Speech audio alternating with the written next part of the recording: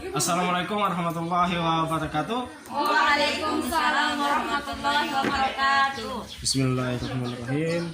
Alhamdulillahirabbil alamin. Wassalatu wassalamu ala asyrofil anbiya'i wal mursalin sayyidina Maulana Muhammadin wa ala alihi washabihi ajmain. Rabbi shrah li sadri wa yassir li amri wahlul min lisani yafqahu qawli. Bagaimana kita sama-sama menyakinkan puji syukur atas kehadirat Allah Subhanahu wa taala dalam memberikan kesehatan serta nikmat hidup agar kita masih bisa bersama-sama berkumpul di tempat ini. Semoga pembelajaran hari ini menjadi pembelajaran yang sangat berkah untuk kita khususnya. Salat dengan salam tak lupa pula kita tutup kepada junjungan kita baginda Nabi Muhammad SAW. Semoga kita masih konsisten dengan ajaran beliau. Jadi saya mau panggil teman-teman saya supaya kita ada pendekatan khususnya ketika saya mau panggil adik-adik, ada pembatasan atau rasa canggung itu akan timbul di benak teman-teman sekalian. Jadi lebih akrab supaya lebih enjoy di cara saya mengajar kelompok. Jadi seperti ini, kita enjoy saja.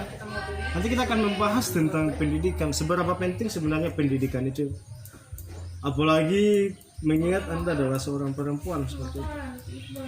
Jadi pendidikan itu bukan hanya diraih oleh para kaum Adam, akan tetapi pendidikan juga penting untuk kaum Hawa. Khususnya kan sekarang itu lebih berharga atau lebih berat itu ketika kita mendapatkan yang namanya hukum sosial sebenarnya, itu yang lebih berat dibandingkan mendapatkan hukum-hukum yang ada dalam negara. Akan tetapi ketika teman-teman punya yang namanya pendidikan, maka teman-teman tidak akan dianggap enteng oleh tetangga maupun sanak keluarga. Jadi seperti itu. Di sisi lain mengangkat derajat dari kedua orang tua. Jadi untuk teman-teman sekalian, pendidikan itu sangatlah penting. Sekali lagi saya sampaikan, banyak hal yang akan kita dapatkan di pendidikan dan penerapan pun sangat banyak. Jadi teman-teman sekalian, saya akan menceritakan sedikit tentang proses pendidikan saya, atau lebih tepatnya pengalaman saya pribadi selama saya meraih pendidikan. Jadi pada saat itu saya tidak mengenal yang namanya TK atau PAUD. Jadi saya langsung masuk kelas 1 SD, dan di kampungnya kami pada saat itu saya sekolah di SDN 17 Lamunta, dan posisinya ketika kami berangkat sekolah pasti ada orang tua yang mendampingi pada saat itu. Kemudian ketika kami berada di dalam kelas, orang tua itu jaga bahagia patorang lewat kaca. Orang jaga lihat patorang lewat pintu jendela. Kira-kira tapi anak ini mengerti atau tidak ketika ada guru menjelaskan. Dan itu ketika kami naik kelas 2 itu sudah tidak ada pengawalan seperti itu, karena kami sudah paham persis untuk ke sekolah seperti apa ya. Kehidupan saya masa SD itu kehidupan anak-anak pada umumnya ketika kami berada di desa itu. Jadi rutinitas kami pagi ke sekolah, kemudian siangnya kami pulang, habis itu kami istirahat. Setelah pulang dari sekolah, kami melanjutkan aktivitas kami di kebun, mungkin mencari buah-buahan dan sebagainya. Mungkin hal-hal itu yang saya lalui tanpa mengenal gadget, tanpa saya mengenal internet, tanpa paham akan cinta yang sebenarnya. Tapi kami memahami dan kami menikmati masa-masa kecil pada saat itu, dan khususnya kami menggunakan bahasa daerah. Dan kami dilarang ketika kami tidak menggunakan bahasa daerah, karena itu adalah satu kebiasaan yang akan kami gunakan sampai dewasa nanti. Kemudian kami menganjak ke SMP. Kemudian di situ ada banyak dinamika atau banyak perubahan hidup yang terjadi. Di situ kita akan, di masa itu kita akan merasakan yang namanya lebih coba-coba, ingin mencoba atau ingin tahu itu lebih tinggi. Sempat terjerumus ke hal yang tidak baik, tapi kembali lagi untuk menjadi yang lebih baik. Kemudian setelah lulus dari SMP diputuskan oleh orang tua mau melanjutkan al-khairat atau mau melanjutkan aliyah. Dipikir-pikir mungkin al-khairat susah, makanya ada ambil aliyah, mengingat juga basicnya kita dari anak SMP. Kemudian tidak mungkin juga ketika orang paksakan diri untuk masuk ke aliyah. Ternyata setelah kita dalami pembelajaran di aliyah, baru 1 bulan saya sekolah di situ, saya sudah minta pindah sekolah. 1 bulan mau minta pindah, menangis, orang tua tetap support di situ saja, di situ saja. Alhamdulillah semenjak kesini sejak awal proses baik-baik di tahun berapa itu saya menginjak kelas 11, saya terpilih menjadi seorang ketua OSIS. Nah kemudian setelah saya meraih banyaknya rintangan, banyaknya persoalan dalam hidup ini untuk pendidikan, kemudian saya melanjutkannya di IAIN.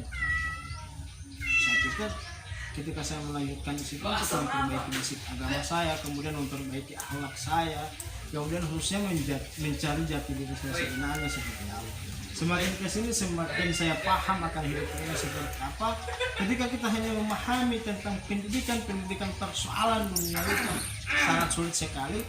Karena ketika kita mati nanti atau kita pun hidup, kita harus memahami bahwa persoalan baik yang membahas tentang duniawi maupun kita akan membahas tentang akhirat. Jadi seperti itu teman-teman sekalian. Jadi jangan terlalu ambil fokus atau jangan terlalu ambil pusing ketika kita mulai satu pendidikan. Semakin teman-teman terlalu memikirkan satu hal, maka itu akan semakin mempersulit teman-teman. Jadi bawa enjoy saja, turang bawa santuy, tapi turang hargai itu proses, turang mati saja itu proses, supaya orang bisa melalui itu dengan mudah. Jadi seperti itu. Nah sekarang untuk teman-teman sekalian, apakah ada pertanyaan cerita saya tadi? Jadi cerita tadi itu saya sangkut pautkan dengan pembelajaran kita pada hari ini, yaitu menyangkut tentang pendidikan itu seperti apa. Jadi saya menceritakan historis pendidikan saya seperti apa, dan kemudian itu akan nanti dilalui oleh teman-teman sekalian. Jadi seperti itu. Jadi jika ada teman-teman yang ingin bertanya, silakan yang ingin bertanya. Jika ada pembahasan yang tidak jelas atau bertanya persoalan yang lain, ya silakan bertanya tentang pendidikan, apalagi karena solusi corona lagi ini. Jadi saya pikir pasti ada hal-hal yang mengganjal dalam pikiran. Silakan Mbak. Saya Pak. Oh oke. Assalamualaikum warahmatullahi wabarakatuh. Waalaikumsalam warahmatullahi wabarakatuh. Pertanyaan saya, di masa pandemi ini kan pembelajaran itu terbaik juga, ada yang offline dan online.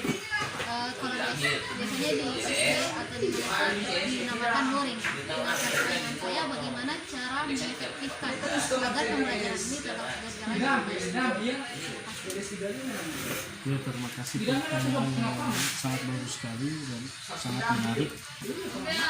Sampai contoh saja di Kabupaten Garut. Di Kabupaten Garut itu informasi yang ada sekarang, dorang itu 1 minggu dorang offline, kemudian 3 minggu dorang online. Nah, ketika di dalam jangka waktu 1 minggu itu dorang akan diberikan tugas supaya pas dorang online ada aktivitas pembelajaran yang dorang buat di rumah. Nah, ketika dorang merasa hal-hal yang tidak paham atau banyak hal yang ingin ditanyakan, maka dorang diizinkan untuk datang ke sekolah. Para guru kan stay di sana, stay di sekolah dibandingkan orang para murid. Jadi kira-kira seperti itu. Dan kemudian kan kalau untuk sekarang mahasiswa juga ada yang melakukan melalui aplikasi Zoom, ada juga yang melalui aplikasi Google Meet, dan kemudian ada juga menggunakan aplikasi YouTube. Jadi seperti itu. Jadi apa masih ada pertanyaan? Oh, terima kasih kepada teman-teman sekalian jika sudah bisa paham dengan penjelasan saya pada kesempatan kali ini. Kemudian saya memohon maaf jika ada salah kata atau salah pengucapan. Jika ada salah pengucapan, sesungguhnya itu salah saya sendiri. Selanjutnya saya akan tutup dengan membacakan kafaratul majelis. Subhanallah. Assalamualaikum warahmatullahi wabarakatuh. Waalaikumsalam warahmatullahi wabarakatuh. Assalamualaikum warahmatullahi wabarakatuh. Waalaikumsalam warahmatullahi wabarakatuh. Jadi pada kesempatan kali ini atau pada privat kali ini kita akan membahas tentang pedoman hidup untuk Al-Quran dan hadis. Sebagaimana yang kita ketahui bersama bahwa Al-Quran itu diturunkan langsung kepada Nabi Muhammad dengan melalui Jibril atau menyampaikan wahyu melalui Jibril. Sedangkan hadis adalah perkataan Rasulullah dan kemudian diriwayatkan oleh para sahabat, teman-teman dekat Rasulullah, sahabat-sahabat dekat Rasulullah. Sebagaimana yang kita ketahui saja dalam Al-Quran atau yang kita jadikan sebagai pedoman hidup, itu kita mempunyai 2 hal patokan hidup saja. Yang pertama itu tentang hablum minan nas, dan kemudian tentang hablum minallah. Di sini tentang hablum minan nas itu menjelaskan hubungan kita dengan sesama manusia. Ketika kita memperbaiki hubungan kita dengan manusia, insya Allah hubungan kita juga dengan Allah diperbaiki, tetapi dengan catatan kita mengikuti segala perintah Allah dan menjauhi segala larangannya. Kemudian untuk mengenai hadis atau perkataan-perkataan Rasulullah ini, itu adalah satu hal yang terjadi di masanya atau perilaku Rasulullah pada saat itu, baik mengenai tentang keagamaan dan semuanya sudah diterapkan di dalam hadis, sudah dijelaskan dalam hadis, dan kemudian para sahabat itu melakukan pembukuan, dan kemudian para sahabat itu melanjutkan dan meriwayatkan itu hadis ketika Rasulullah wafat. Jadi seperti itu, sekali lagi saya sampaikan bahwasanya Al-Quran dan hadis itu adalah satu yang harus kita sinkronkan atau kita kombinasikan menjadi satu untuk memperbaiki hidup kita ke depannya, baik dunia. Jadi Al-Quran dan Al-Hadis sebagai pedoman hidup kita, dan kita bisa kombinasikan menjadi satu. Tujuannya untuk apa? Memperbaiki hidup kita di dunia maupun di akhirat. Jadi seperti itu. Jadi kita bisa simpulkan dan kita artikan bahwa Al-Quran dan Hadis itu sangat penting untuk kehidupan kita pada dunia, dan lebih tepatnya untuk memperbaiki diri kita supaya menjadi lebih baik. Hanya ini yang dapat saya sampaikan. Jika ada salah kata pada kesempatan kali ini, saya mohon maaf. Assalamualaikum warahmatullahi wabarakatuh. Waalaikumsalam warahmatullahi wabarakatuh.